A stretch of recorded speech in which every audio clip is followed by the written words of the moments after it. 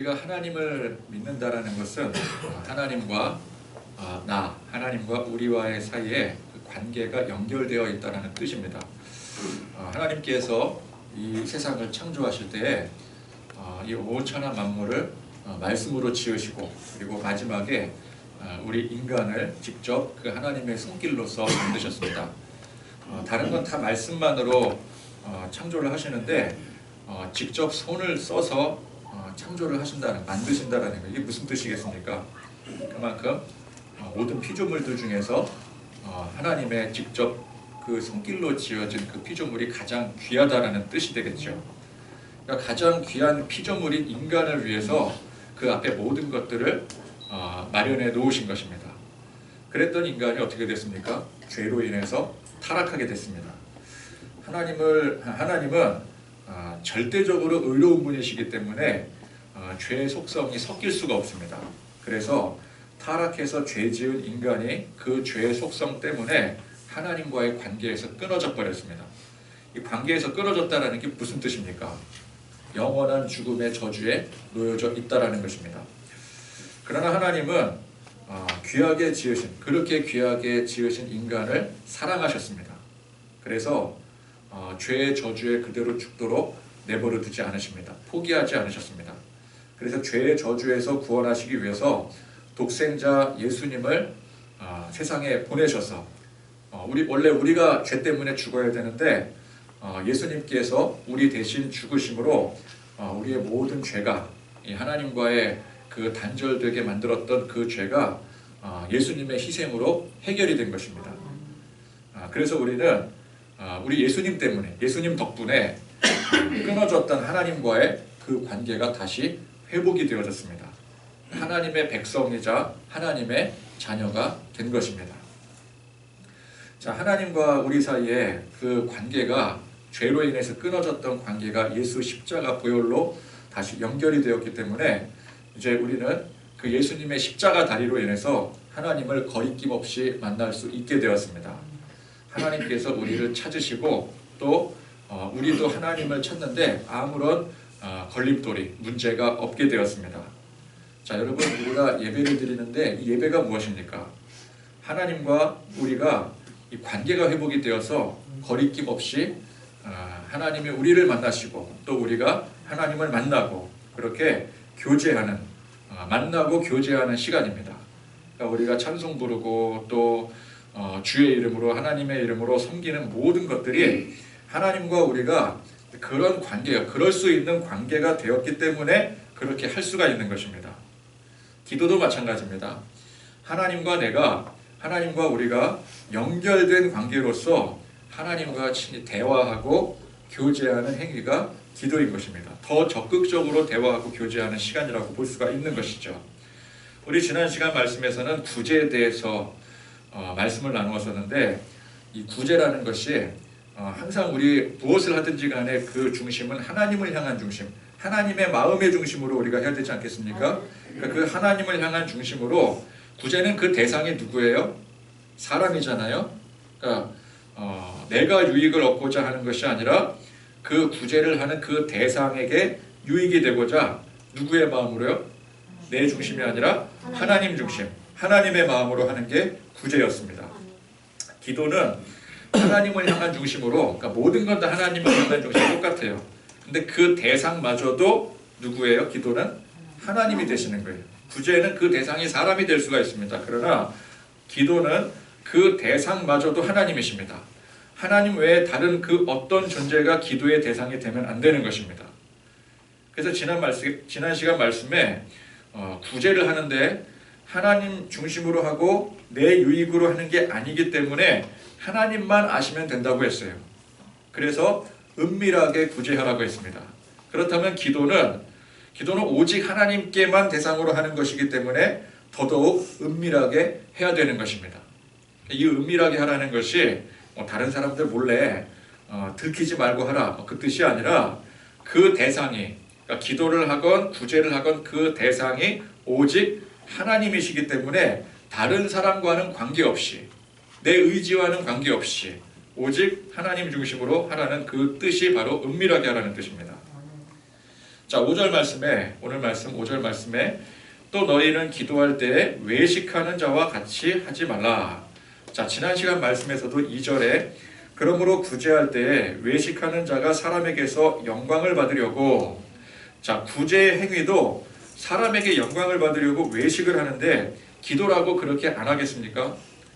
그 외식하는 자들은 왜 기도를 자꾸 사람들에게 보이려고, 오늘 말씀 보니까 회당과 큰 거리 어귀에 서서 일부러 그렇게 기도한다고 했는데 그 왜 그렇게 할까요? 사람들에게 인정받으려고, 그죠? 이렇게 외식하는 자들은 대부분 종교 지도자들이었습니다. 뭐 제사장, 바리새인, 사두개인, 서기관 등등 이 종교 지도자들이기 때문에 이 사람들은 마땅히 하나님께 예배하고 기도하는 사람들이래요. 쉽게 말해서 기도가 직업인 사람들입니다. 그럼 여러분 한번 생각해 보십시오. 자, 직업을 가진 사람이, 어떤 직업을 가진 사람이 그 자기 직업에 해당되는 일을 꼭 다른 사람들 앞에 증명을 해야 그 사람, 다른 사람들이 야, 저 사람이 어떤 직업을 가지고 있다, 그걸 알아보고 이해를 하겠습니까? 내가 가진 직업을, 내가 하는 일을 다른 사람에게 꼭 보여야 돼요? 그래야 그 사람이 나를 인정합니까?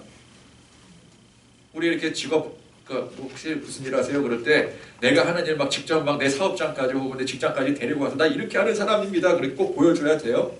아니잖아요. 그냥 그 사람의 그 모습을 보고 아, 내가 어떤 직업을 가지고 있습니다. 그러면 아, 그런 직업을 가지고 있나 보다, 그렇게 이해를 하는 거지. 자, 요리하는 게 직업인 사람이 있습니다. 그러면 사람들은 당연하게 자연스럽게 그 사람이 요리사이기 때문에, 요리하는 사람이기 때문에 대부분의 시간을 주방에 들어가서 요리하는 줄 다 알아요. 보여주지 않아도. 그죠? 굳이 사람들 앞에서 다 뭐 이렇게 요리하는 사람이다 그러고 그 모습을 오픈해서 보이지 않아도 우리는 어떻게 알아요? 어떻게 알아요? 안 봤는데. 요리사라니까 요리하는 줄 알죠. 본인이 요리사라 그러잖아요. 그럼 요리사면은 요리하는 사람이니까 주방에 들어가서 뭐 많은 시간을 요리를 하겠지, 우리는 그렇게 의심 없이 생각을 합니다. 자, 프로 축구 선수가, 그냥 축구 선수도 아니에요. 프로 축구 선수가 사람들 앞에서 훈련 공개를 안 한다고 사람들이 그 선수가 축구 연습을 게을리하다고 생각을 하겠습니까? 여러분 뭐 축구 선수나 야구 선수도 훈련하는 장면 보셨어요? 경기는 봐도 훈련하는 장면은 잘 못 보잖아요. 근데 훈련하는 장면을 내가 못 보니까 저 사람은 훈련을 안 하는가? 그렇게 의심을 합니까? 그렇게 생각을 안 하죠. 우리가 안 보는 데서 열심히 한다고 그렇게 당연하게 생각을 해요. 자, 정상적인 직업을 가지고 정상적인 방식으로 사는 사람들은 자기 직업에 대한 모습을 구태여 사람들에게 공개적으로 알릴 필요가 없는 거예요. 그러나 비정상적으로 사는 사람은 어떻습니까? 축구 선수가 직업인데 축구를 너무 못해요. 그래서 막 팀에서 퇴출 분위기에 막 있습니다. 이번 시즌 끝나면 퇴출 1호예요. 그런데다가 실력은 또 갈수록 떨어져요. 지난해보다 올해가 더 떨어졌어. 그럼 사람들이 뭐라고 생각을 하겠습니까? 저 축구 선수 맞아? 축구를 너무 못하는 거 보니까 연습을 안 하는가 보다, 그렇게 생각을 하죠. SNS 할 시간에 축구 연습이나 더 해라, 그러지 않겠습니까? 비리 정치인이, 온전한 정치인이면 모르겠는데 비리 정치인이 온갖 비리로 물들어진 삶을 대중들에게 들켰을 때, 들켰으니까 비리 정치인이 되겠죠? 사람들은 뭐라고 생각을 해요? 저 사람이 하라는 정치는 안 하고, 정치하라고 뽑아놨더니 정치는 안 하고 온갖 비리를 저지르고 다닌다고 손가락질을 하겠죠. 근데 그런 식으로 비정상적인 태도로 자기 직업에 임하는 사람들은 억지로라도 자기가 그 자리를 유지를 해야 되기 때문에 사람들 앞에 일부러 드러내놓고 나 이런 일을 하는 사람이다, 자꾸 그 직업에 대해서, 자기 하는 일에 대해서 자기 주장을 하고 자기 PR을 열심히 하게 되는 거예요. 나 정치 이렇게 열심히 하는 사람입니다, 그러면서 사람들 앞에 일부러 보이는 모습의 그런 퍼포먼스 만들기에 전념하는 사람을 의심해야 되는 거예요. 선거 때만 되면은 평소에 얌전했던 사람, 가만히 있던 사람이 갑자기 나타나서 저건 뭐 지킬 수 있을지 의문이 될 정도의 그런 화려한 공약을 막 내거는 사람, 그런 사람을 1차로 걸러야 되는 거예요. 자, 종교 지도자들이 왜 사람들 보이는 앞에서 자꾸 이게 구제를 행하려고 하고 사람들 보는 앞에서 기도를 하려고 할까요? 그 왜 그럴까요? 귀가 구리는 게 많아서 그런 거예요. 구릴 게 많아서. 자, 구제는 그렇다 치고 기도는 굳이 사람들 앞에 보이게 할 필요가 없는 거예요. 왜? 이건 이 사람들의 직업이잖아요. 그죠? 종교 지도자들이잖아요. 그죠? 종교 지도자들이 기도하는 건 당연한 일입니다. 그러니까 정상적인 그에 대한 직업관을 가지고 있다면 누구도 그들이 기도하는 일에 대해서 의심할 필요도 없고 그걸 굳이 사람들 앞에 알릴 필요도 없는 거예요. 그걸 사람들 앞에 알리지 않았다고 해서 그 사람을 의심하는 사람이 누가 있겠습니까? 직업인데. 그러나 비정상적인 직업관을 가지고 있으니 평소에 하는 일들마다 그 직업에 맞지 않는 모습을 자꾸만 들키게 되니 사람들 앞에 당연히 해야 될 기도마저도 외식적 행위로 자꾸만 보이게 하고 있는 거예요. 자기 스스로가 귀가 구린 겁니다. 내가 이렇게라도 하지 않으면 사람들이 날 자꾸 의심해. 의심할 만한 행동들을 자꾸 자기가 만드는 거죠. 그러니 이들이 얼마나 타락하고 비리로 물들어 있다는 소리입니까? 예수님께서 말씀하시기를 이들은 이미 자기 상을 받았다고 했어요. 그 사람들 앞에 보여지는 쇼를 하고 그 이미지를 살렸으니 그들이 원한 대로 되는 거예요. 어쨌건 사람들은 그런 외형적인 모습에 그것이 뭐 외식이건 진실이건 상관없이 그 모습 그 자체를 또 인정해 주게 되는 거죠. 어쨌건 그 사람들 앞에서 많은 사람들 지나다니는 그 앞에서 막 우렁차게 기도하고 하니까 기도하고 있다는 게 증명이 된 거잖아요. 보여지니까. 그럼 사람들이 뭐라고 생각해요? 아, 저 사람이 다른 건 몰라도 기도는 하는군. 그렇게 생각하잖아요. 그러니까 이 종교 지도자들이 아, 내가 혹시 기도 안 하는 거 들킬까봐 사람들 보는 앞에서 기도를 했는데 사람들이 인정해 주니까 소기의 목적을 달성을 한 거예요.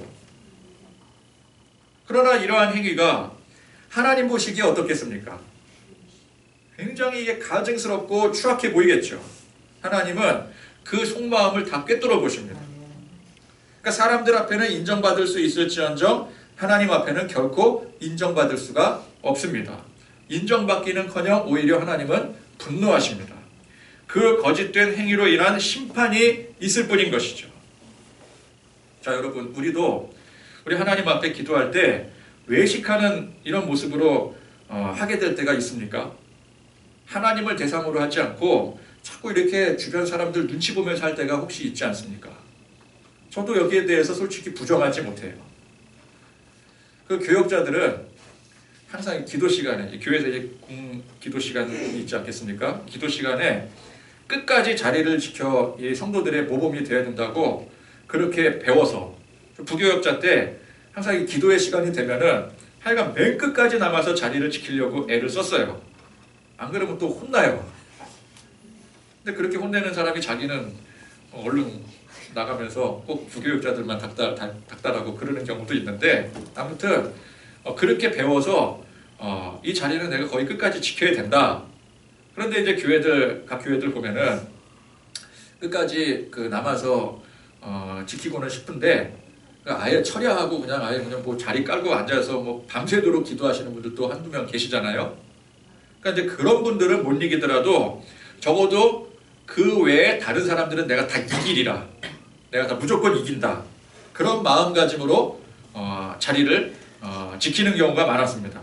물론 기도에 열중하다 보니까 기도를 깊이 하다 보니까 늦은 시간까지 기도를 해서 자리를 지키는 경우도 있었지만 이 목회자의 체면으로 또 성도들에게 교육이라는 명목으로 그러니까 뭐 목회자가 그래도 목회자가 이렇게 오래 시간 또 앉아서 기도하는 거 보니까 우리도 그렇게 기도해야 되는구나. 근데 그게 또 교육상으로 또 좋은 모습일 수 있지 않겠습니까? 근데 그런 명분으로 그렇게 자리를 지키는 일들이 참 많았었어요. 그런데 그것도 엄밀히 따지고 보면은 그 외식하는 행위예요. 그러니까 하나님 앞에 하는 기도가 아니라 사람에게 보이기 위한 기도인 거예요. 그렇죠? 내가 부교육자라는 위치에서 이 자리를 지켜야 된다. 그게 사람에게 보이는 행위라면은 그건 하나님께 기도하는 게 아닌 거죠. 우리가 옆에 교우에게 좋은 자극을 받는 것은 좋은 일입니다. 야, 저 사람이 기도하니까 나도 기도한다. 저 사람이 기도 안 하니까 나라도 기도한다. 그렇게 우리는 항상 좋은 자극을 받아야 됩니다. 아멘. 그러나 그것이 조금만 선을 넘게 되면 그게 외식이 되어버리는 거예요. 그러니까 외식과 외식이 아닌 것은 이게 사실 한 끗 차이입니다. 그러니까 교역자로서 하나님을 향한 온전한 중심으로 또 성도들에게 모범이 되기 위해서 그렇게 중심을 다해서 기도한다면 그것은 온전한 행위가 되는 것이겠죠. 그러나 거기서 한 끗만 잘못 비껴나가게 되면은 그게 외식의 행위가 되는 거예요. 사람 보이게 하나님께 기도하는 게 아니라 사람을 위해서 사람 의식해서 하는 기도, 그게 될 수가 있는 거죠. 그거는 한 끗 차예요. 한 끗 차. 그러니까 우리의 기도가 사람들 앞에 외식하는 행위가 되지 않으려면 어떻게 해야 되겠습니까? 우리는 철저히 하나님만 바라봐야 되는 거예요. 아멘. 오직 예수, 그 고백으로 살아야 되는 것입니다. 아멘. 그런데 거기서 외식의 길로 빠지는 게 한 끗 차라고 하니 우리는 진짜 이 살얼음판 같은 신앙의 삶을 살고 있는 거예요. 우리 신앙생활은 살얼음판을 걷는 것과 같아요. 그래서 한순간도 우리 스스로에게 자신할 수가 없어요. 내가 지금 열심히 뭔가를 하고 있다. 그렇다고 해서 내가 그 열심히 하는 거 하나님 앞에 칭찬받으려고 하는 순간 삐끗하는 거예요. 삐끗하면 어떻게 돼요? 살얼음판에서 그냥 꼬르륵 꼬르륵 하는 거죠. 여러분 얼음판에서 꼬르륵 하면 나오지도 못해요. 의로운 마음의 중심이 이게 한 끗만 비껴가면은 외식이 되어버리는 거예요. 그래서 우리는 항상 경각심을 가져야 됩니다. 우리 이제 뭐 외식하지 말라고 해서 난 앞으로 이제 기도의 시간, 교회에서 정한 기도의 시간에 안 나올 거다.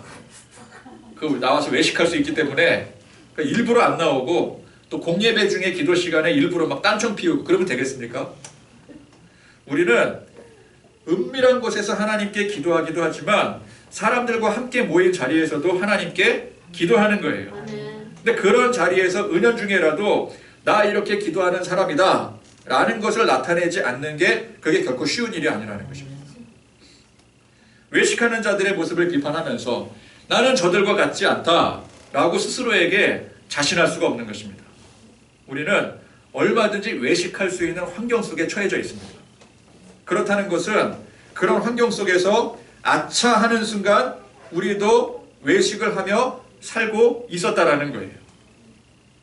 그래서 우리는 항상 경각심을 가지고 나의 이 행위가 외식의 행위가 되지 않도록 오직 하나님만 바라보고 하나님께만 기도하고 간구하는 그런 저와 여러분들이 되실 수 있기를 축원드립니다. 아멘. 또 6절 말씀에 너는 기도할 때에 내 골방에 들어가 문을 닫고 은밀한 중에 계신 내 아버지께 기도하라. 자, 이 말씀 앞선 말씀과 상통하는 말씀이죠. 자, 사람들 앞에 보이는 외식의 행위가 아니라 은밀하게 기도해라. 그러니까 사람들과 상관없게 오직 하나님께만 기도하라는 뜻이에요. 아멘. 골방에 들어가면 사람들이 모르잖아요. 여러분 하나님과 기도하며 그 가운데 깊이 교제하는 사람이 굳이 사람들 앞에 기도하는 행위를 보이려고 노력할 이유가 없죠. 하나님과 깊이 교제하면서 기도하는 사람은 그 기도의 참맛을 알기 때문에 그렇게 기도하는 거예요. 그런데 외식의 행위에는 전혀 그 맛이 나지 않습니다. 그러면 맛있는 걸 먹지 맛이 없는 걸 굳이 왜 먹겠어요? 내가 맛있는 걸 아는데 그 맛있는 것을 찾지 맛없는 걸 굳이 찾을 필요가 없는 거예요. 기도의 참맛을 아는 사람은 내가 하나님과 깊이 교제하면서 하나님과의 그 관계 속에서 기도하는 게 이게 참 맛있는 거구나. 그걸 아는데 사람들 앞에서 막 보이게 하려고 사람 의식하고 기도하면 그 맛이 나진 않잖아요. 그렇죠? 그 맛이 나진 않잖아요. 그러니까 그걸 할 필요가 없는 거예요. 맛없는 거 뭐하러 하겠어요. 그러면 그렇게 기도하는 기도의 참맛이 무엇입니까? 하나님과 깊이 교제하며 하나님의 말씀을 듣고 또 아뢰고 관계하는 하나님과 관계하는 그 모든 것들이 기도의 참맛이겠죠. 기도의 본질이 그것입니다. 하나님과의 교제, 소통, 대화. 그러니까 기도의 맛은 다른 데 있는 게 아닙니다. 본질에 있는 거예요. 어떤 사람은 내가 뭐 이렇게 기도했더니 내가 10가지를 기도했는데 10가지가 다 응답이 됐다. 내가 원하는 대로 뜻하는 대로 다 기도됐다. 기도 참 맛있다. 그런데 그건 기도의 본질이 아니에요. 본질은 뭐예요? 하나님과 교제예요. 교제. 응답과는 상관이 없어요. 내가 하나님 앞에 아뢰고 하나님이 나에게 말씀하시고 하나님 말씀하시는 그 음성이 말씀을 통해서든 아니 무엇을 통해서든 내 귓가에 들리게 되고 그래서 하나님과 대화가 되는 그 자체가 그게 기도의 본질인 것이지 내가 뭐 이렇게 원하고 뜻하는 바 이렇게 막 열심히 했더니 막 철야하고 막 금식까지 했더니 결국은 이루어졌더라. 그게 맛이 아니, 그게 본질이 아니에요. 여러분 젊을 때 연애 다 해보셨잖아요. 그죠? 해보셨잖아요. 연애를 해봤으니까 누가 아니라 그랬어요. 해봤으니까 결혼을 하지. 아니 연애도 안 해보고 단 하루라도 연애도 안 해보고 결혼하면 그 얼마나 불행한 겁니까? 아무리 중매를 서줬어도 좋으니까 결혼을 하는 거예요. 내가 싫으면 안 하는 거지. 그런 분이 계시다면 제가 정말 죄송합니다. 제가 정말 신뢰의 말씀을 드린 거죠. 그러나 그래도 좋으니까 아무리 누가 이렇게 소개 처음에는 싫다고 그래도 나 저 사람이랑 죽어도 싫어요 그랬어도 어쨌건 그게 만나고 그러다 보면은 그냥 그 사람이 좋아지고 뭐 그래 뭐 저 사람보다 나은 사람 없는 것 같다 그냥 결혼하자 그리고 체념하듯이 결혼하지만 어쨌든 좋아서 하는 거잖아요. 연애 과정 다 있으셨죠?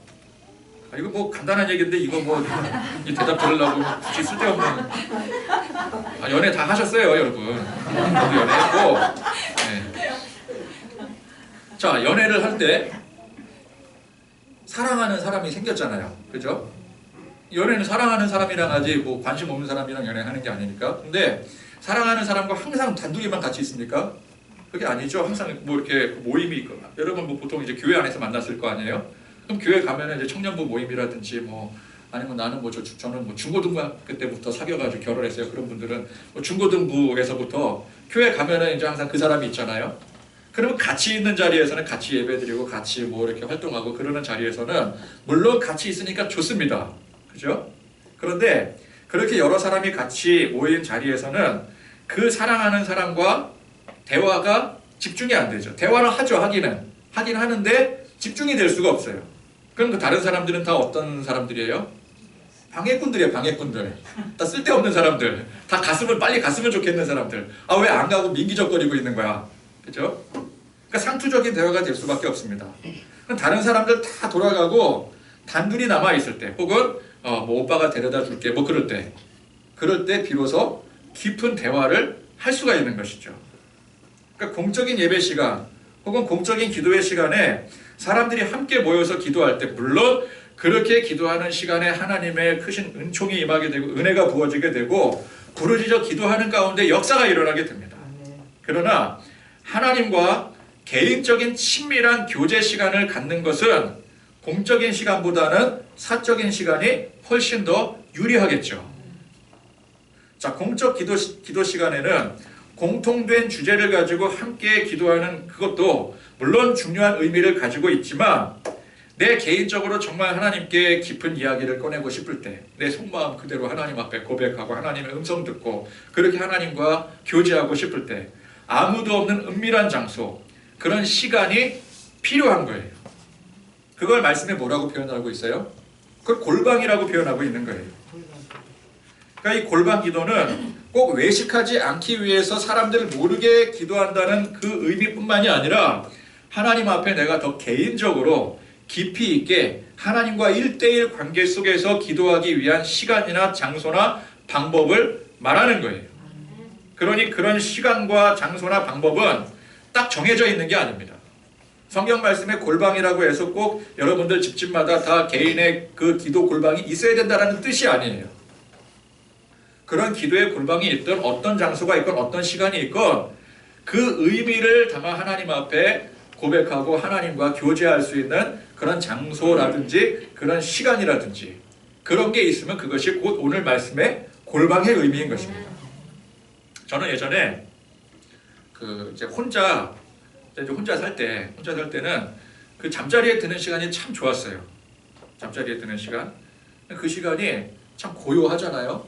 그리고 뭔가 이렇게 깊이 집중할 수 있는 시간이어서 깊이 있게 하나님을 만나서 교제할 수 있는 최적의 시간이었습니다. 막 밤을 지새우고 막 그럴 때도 많았었어요.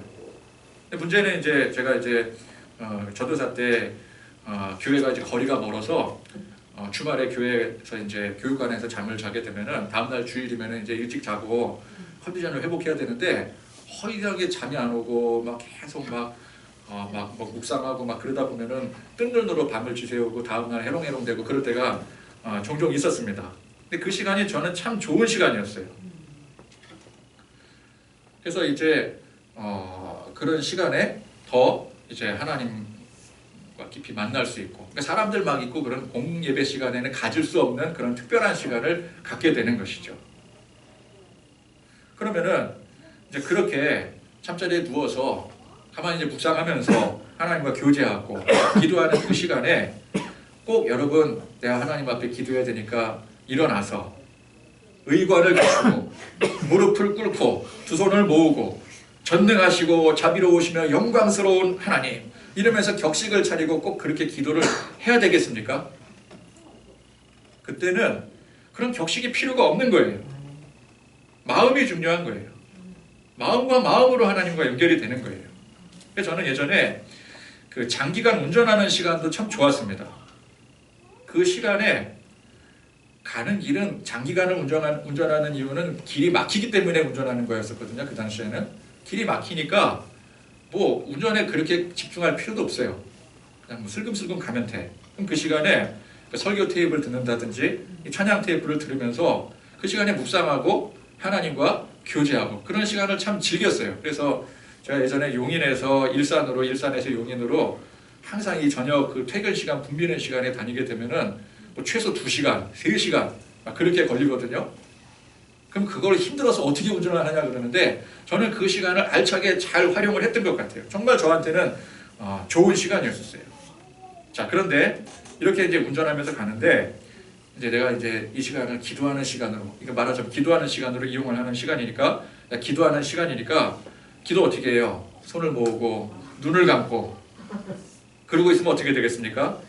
하나님께 기도하는 시간이니까 막 핸들 안 잡아도 차가 알아서 막 가고 성령의 능력으로 자동주행이 막 됩니까? 저절로? 바로 사고가 나겠죠? 그러니까 그냥 핸들에 손을 올린 채 전방의 교통 상황을 주시하면서 그러면서 마음의 기도를 드리는 거예요. 어떻게 그게 가능하냐? 사람마다 다른 거예요. 그렇게 개인적으로 은밀한 중에 하나님과 교제하며 기도할 때 은밀한 중에 보시는 내 아버지께서 갚으신다고 했어요. 아멘. 무엇으로 갚아주십니까? 돈으로 갚아주십니까? 세상 명예와 성공으로 갚아주십니까? 말할 수 없는 은혜로 갚아주시는 거예요. 아멘. 말할 수 없는 은혜. 형언할 수 없을 정도로 깊고 풍성한 은혜를 우리에게 부어주십니다. 아멘. 그래서 그냥 그 시간이 좋은 거예요. 그게 좋은 거야. 사랑하는 사람과 연애를 할 때 어떻습니까? 말을 많이 해야 되나요? 말을 많이 해야 뭐 그 사람에게 내 최대한 많은 정보를 줘야 그 사람이 나를 이해하고 그 사람에 대한 정보를 내가 많이 들어야 됩니까? 그냥 그 사람 바라만 봐도, 그죠? 몇 마디 말을 나누었을 뿐인데 그냥 이 마음속 깊은 곳에서부터 뜨거운 감정이 샘솟아 오르는 거예요. 그랬었다고요, 여러분들 다 그 젊을 때 연애했을 때. 그죠? 그냥 단둘이 같이 있는 그 시간이 좋은 거예요.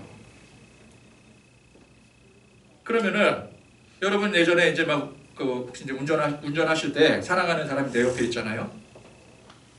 그럼 얼마나 좋아요, 그죠? 그냥 그게 좋은 거예요.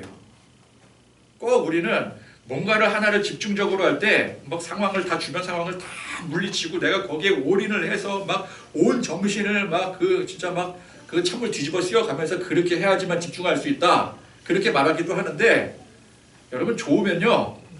주변이 아무리 시끄럽고 지금 운전하는 상황이라고 할지라도 그냥 그 사람과 같이 단둘이 있으면 그냥 그게 좋은 거예요.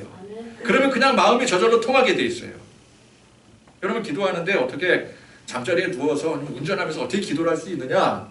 집중도 안 되는데 뭐 차들도 지나다니고 그러는데 어떻게 그게 기도가 되냐? 그게 말이 되느냐 그러는데 연애할 때 한번 생각을 해보시면은 이게 이해가 될 거예요.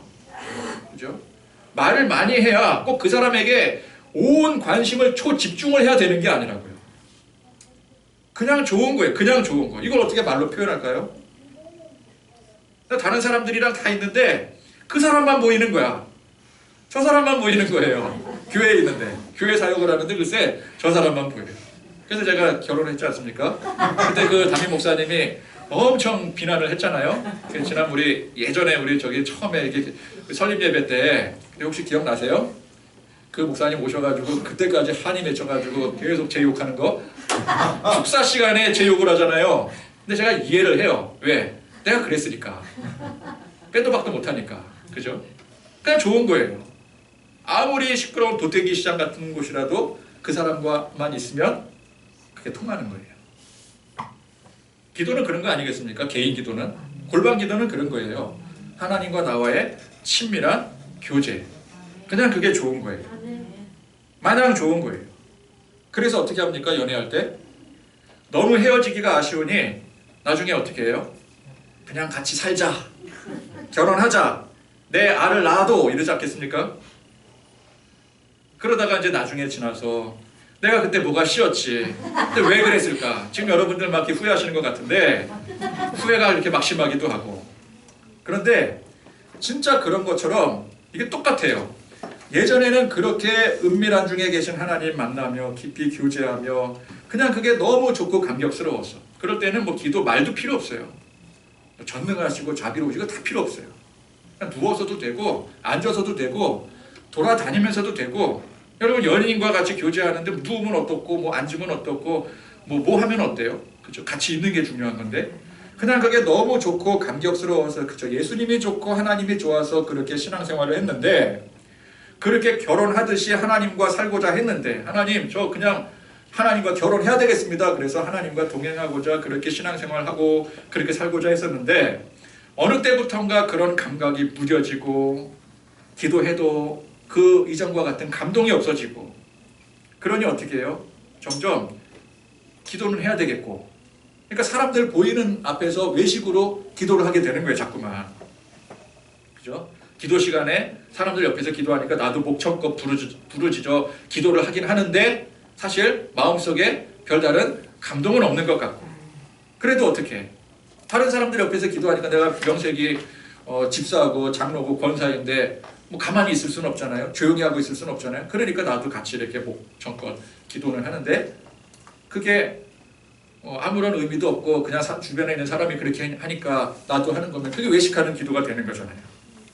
그러니까 우리가 연애 시절 그 좋았던 그 감정도 다 잊어버리고 무감각하게 현재를 여러분 지금 현재를 살아가듯이 신앙생활, 기도생활도 그렇게 되어가고 있다라는 거예요. 그러니까 우리는 각자의 골방을 찾아야 됩니다. 그저 하나님 좋아, 예수님 좋아. 그것 때문에 신앙생활하고 기도했던 그 감격을 찾아야 됩니다. 어느 때부턴가 내 마음속 그런 골방문이 닫혀 자물쇠가 채워져 있고 거미줄에 먼지까지 앉아 그런 곳이 있었는지조차 어디에 있었는지조차 잊혀져 버렸다면 우리는 그 잊혀진 골방부터 찾아야 되는 거죠. 우리의 삶에 다른 그 어떤 것보다 그게 가장 시급한 거예요. 그것부터 찾아야 되는 거예요. 그럼 그거 찾았으면 그 다음에 뭐 찾아야 돼요? 여러분 부부관계 다시 회복하셔야 되죠. 자, 외식하지 않겠다고 사람들 앞에 가식적인 모습으로 기도하지 않겠다고 하는 사람이 골방 기도가 없어요. 그 개인적인 하나님과의 친밀한 교제의 시간이 없다면 그 사람은 그냥 아무것도 없는 거예요. 기도는 하죠. 근데 그 기도가 뭐예요? 그냥 외식하는 기도예요. 그거는 없는 거나 다름없는 거예요. 외식하는 기도를 하지 말라고 했지 기도를 아예 하지 말라고 한 것이 아닙니다. 우리는 마음의 중심을 다해 하나님을 사랑하는 마음, 아멘. 그 은혜를 향한 갈급함으로 구해야 돼요. 아멘. 부르짖어야 돼요. 아멘. 그 열정을 회복해야 됩니다. 아멘. 그게 무슨 말인지 모르면은 그 은혜를 구해야 돼요. 이것부터 회복이 되어져야 돼요. 자, 그럴 때 우리가 무엇을 구합니까? 내 뜻을 구하고 내 욕망을 채우기 위해서 하나님 앞에 부르짖겠습니까? 아니겠죠. 우리 마음의 중심이 온전히 하나님을 향해 있을 때 우리는 자연스럽게 하나님의 뜻을 구하게 돼요. 아멘. 하나님의 음성에 귀를 기울이고 아멘. 그래서 나에게 세밀하게 말씀하시는 하나님의 진정한 응답을 받게 되는 거예요. 아멘. 내가 원하는 응답을 받는 게 아니라 하나님께서 세밀하게 말씀하시는 그 음성을 듣는 게 그게 응답인 거예요. 그건 개인 기도를 물론 회중 기도 속에서도 그 응답을 받겠지만 개인적으로 친밀한 하나님과의 깊은 그 골방 관계 속에서 얻을 수가 있는 그게 은혜인 거예요. 그런데 그런 마음으로 하나님께 귀를 기울이지 않고 그저 내가 하고픈 말만 내가 이루고자 하는 것만 부르짖을 때 이걸 뭐라고 합니까? 7절 말씀해 보니까 중언부언이라고 했어요. 이게 중언부언이에요. 중언부언이 무슨 뜻입니까? 의미 없는 말을 되풀이하는 게 중언부언이에요. 그러니까 하나님의 말씀에 귀를 기울이지 않은 채 하는 모든 말들이 다 어떤 말들이라고요? 이게 의미 없는 중언부언이라는 거예요. 하나님께서 내게 뭐라 말씀하시는지 여기에는 관심이 없고 그저 내가 이루고자 하는 말들, 그게 계속해서 반복되고 있지 않습니까? 기도할 때마다 앵무새처럼 반복되는 말들. 이거 해주세요, 저거 해주세요, 이건 안 돼요, 저건 안 돼요. 그게 뭐라고요? 그게 중언부언이라는 거예요. 이건 누가 하는 거라 그랬어요? 이방인들이 하는 거라 그랬습니다. 그러니까 외식하는 기도와 중언부언은 일맥상통하는 것입니다. 그렇게 아무리 부르짖어 봤자 하나님은 응답하지 않으십니다. 이미 자기 상을 다 받았는데 정작 하나님의 상이 없는 거예요. 여러분, 이 기도에 대한 말씀이 부담이 된다고 생각한다면 빨리 나 자신의 삶을 되돌아봐야 됩니다. 부담이 된다는 것은 뭐예요? 내가 현재 기도를 하긴 하는데 외식하듯 할 수가 있고, 그죠? 이방인들처럼 중언부언할 수가 있는 거예요. 그렇게 하는 기도는 힘듭니다. 그죠? 남에게 보이려고 하는 기도가 얼마나 힘들겠어요. 남에게 보여야 되니까. 내 마음에는 없는데. 그리고 중언부언하는 거. 중언부언하는 게 내 뜻을 이루려고 하는 거기 때문에 마음이 통해서 하는 건 아니잖아요. 여러분, 우리 부부 생활할 때도 자꾸 내가 아내한테 뭔가 요구하는 게 있어. 또 아내가 나한테 요구하는 게 있어요. 그걸 계속 얘기하다 보면 어떻게 돼요? 서로가 스트레스 받고 부부싸움밖에 안 일어나는 거예요. 그렇게 하는 기도는 힘든 겁니다. 힘드니까 어떻게 돼요? 부담이 될 수밖에요. 그러니까 기도에 대한 얘기가 자꾸만 부담이 되는 거야. 왜? 힘드니까. 그러면 그런 사람은 100% 자기 자신의 골방이 없는 겁니다. 골방에서 하나님과 깊이 교제하고 친밀한 관계 속에 사는 사람이 기도가 부담될 수가 없는 거예요. 내가 기도가 부담이 된다. 혹은 기도에 대한 이 설교가 자꾸만 부담이 된다. 그러면 우리 자신을 돌아봐야 돼요. 오늘 이 말씀을 통해서 하나님과 우리와의 그 관계를 깊이 생각하시면서 회복의 길로 나아가는, 그러니까 하나님의 자녀답게 하나님과 교제하시는 그런 저와 여러분들이 되실 수 있기를 간절히 축원드립니다. 아멘.